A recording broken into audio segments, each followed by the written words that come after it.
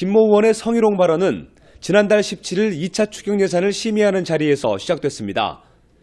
여성 의원 앞에 직각으로 세워진 마이크를 바라보며 내뱉은 말이 화근이 된 겁니다.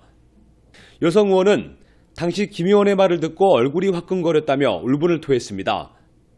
이 김 의원의 성희롱이 지난 1년 동안 수차례에 걸쳐 반복됐다는 주장도 이어졌습니다. 특히 지난해 10월에 떠난 해외 연수 현장에선 이 김 의원의 노골적인 표현 때문에 성적 수치심까지 느꼈다는 겁니다. 비좁은 버스에서 통로를 지나다가 서로 몸이 닿은 상황에서 당시 김 의원이 한 말에 심한 모멸감을 느꼈다고 설명했습니다. 논란이 확산되자 김 의원은 SNS를 통해 자신의 잘못을 인정한다면서 물의를 일으켜 죄송하다는 입장을 내놨습니다. 하지만 목포시의회의 성희롱 논란은 단순히 개인이 아닌 전체 의원의 문제로 확산되는 모양새입니다. 당시 김 의원의 발언이 공개적인 장소에서 이루어졌기 때문입니다.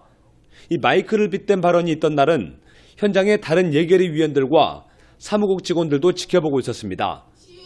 심지어 해외 연수 현장에선 당시 김 의원의 발언을 다른 의원들이 듣고 박장대소했다는 주장까지 나오고 있습니다.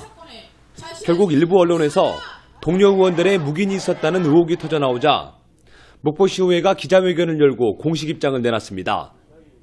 이 김효한 의장은 기자회견에서 동료 의원이 성희롱을 묵인했다는 보도는 사실과 다르다고 반박했습니다. 그러면서 허위 사실을 보도한 언론사에 대해선 법적으로 대응하겠다는 입장도 내놨습니다.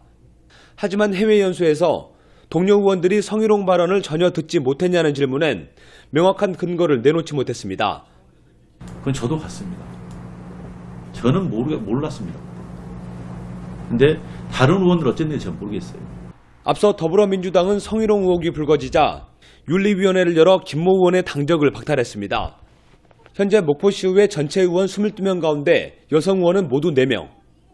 하지만 목포시의회는 여성 의원의 인권보호와 재발방지 대책이 있냐는 질문에 뚜렷한 답을 하지 못했습니다.